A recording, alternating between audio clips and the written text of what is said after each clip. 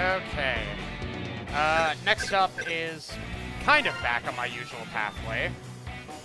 And, I don't think Storm Eagle gives you a new weapon, just kind of a new weapon type. Or, not a new weapon type, I just think they give you some new weapons. And also, he gives you the Speed Devil, I think it's called. Boomerang Kawanger. Which just makes you move a little bit faster. It's helpful enough, but honestly, I didn't notice that big of a difference when using it. Anyways, this area up here is actually fairly useful for sub-tank grinding, because these guys rarely get a chance to attack you before you can kill them. Of course, they still have to actually drop health first, so...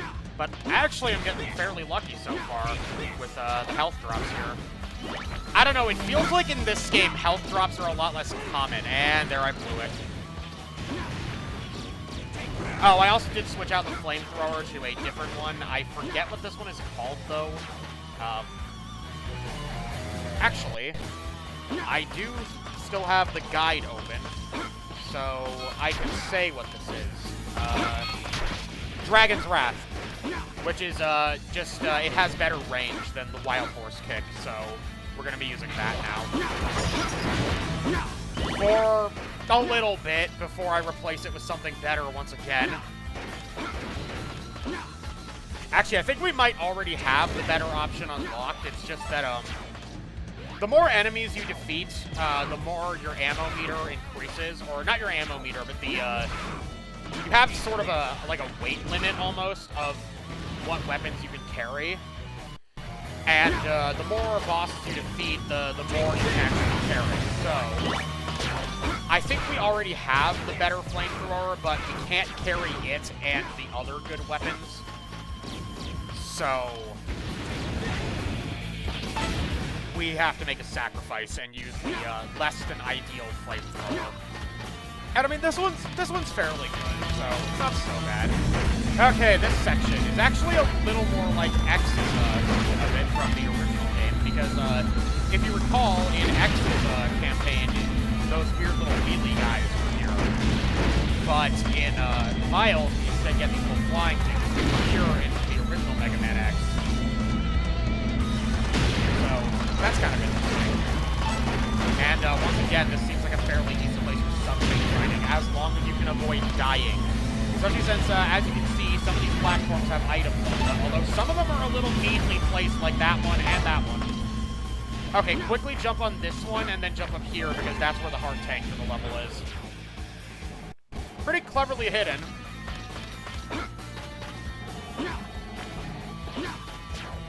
Well, not really cleverly hidden, but you gotta have somewhat quick reflexes to get to it. This climb with Vile is a pain in the ass, because they put these metals here, in addition to the turrets and the lizards. And the main reason the metals are a pain in the ass is they never want to show themselves. Which means you can't get them. Yeah, grab it. Nice. That was very smooth.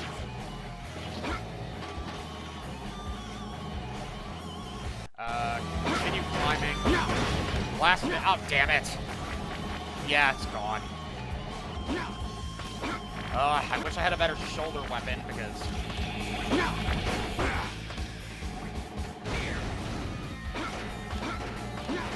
Yeah, we are going to be getting a fairly decent shoulder weapon soon enough, thank God.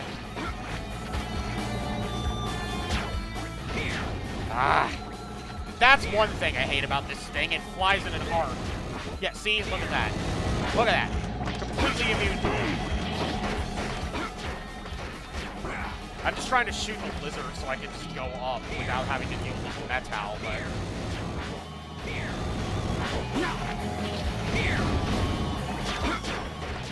Please, come on. Yeah, this shoulder cannon is still not great, but it managed to take out the lizard in a single shot, so that's helpful. No way.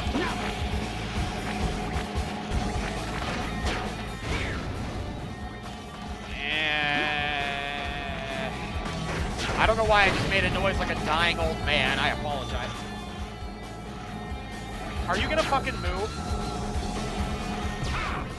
No, I suppose the answer is not. So we gotta go back down. The lizard respawns. Fantastic. Fucking metals. No, you know what? Fuck you. I don't care. You do negligible damage. Okay, the way that is, that's positioned, it kind of looks like Vile is pissing fire. I know, my mind is dirty. Anyways, there's the ride armor, but I don't know why you'd want that there. You can also see the sub-tank is up there instead of the hard tank. So they didn't move all the sub-tanks. And by that, I mean, I'm pretty sure they moved every level that had a sub-tank that didn't have one in the original, that had one in the original, no longer has one, except for Storm Eagle stage, which still has a sub-tank. But Flame Mammoth stage no longer has one, Spark Mandrill stage no longer has one, and Armored Armadillo stage no longer has one. But now, Uber Kawanger stage you saw had one, which it did in the original, and Stink Chameleon stage now has one, which it did in the original, and Launch Octopussy stage now has one, which it did in the original. Chill Penguin, I guess they decided not to put a sub-tank into. I guess they considered the stage too easy. Wait, why am I doing this when I could just... Yeah, that. And I'm overcomplicating things for myself. Nope. Grab it. Grab the energy. It's not much, but it's helpful. Especially since we don't have Boomer Kawanger's weakness, so... Or, I'm sorry, Boomerang Kawanger. I'll never get over that. It's still gonna be Boomer Kawanger to me.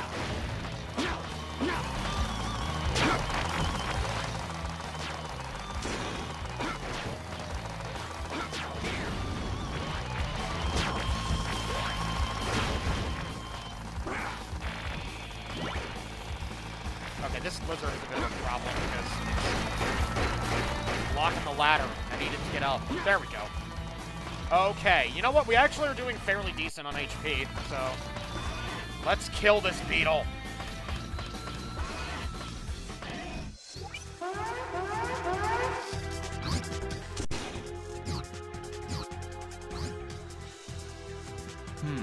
Your mobility and attack power are very impressive. You'd make quite the adversary on the battlefield, Vile. If you think so, then you must know. You know which Reploid can usher in the future for us. Is this about your rivalry with X? Comparing specs directly, you come out on top, but... But what? Do you actually believe X is the one? No way. Let's get this party started. Indeed. Now, this is actually a little easier than with X, if only because of how good the distance meter is. Because with X, we have to rely on Storm Tornado, which it works, but over here, you know, it maybe wasn't the most ideal. I do kind of hate how this fucking flamethrower goes in an arc. Over here. I've already mentioned that, but it bears repeating because it's caused me several problems.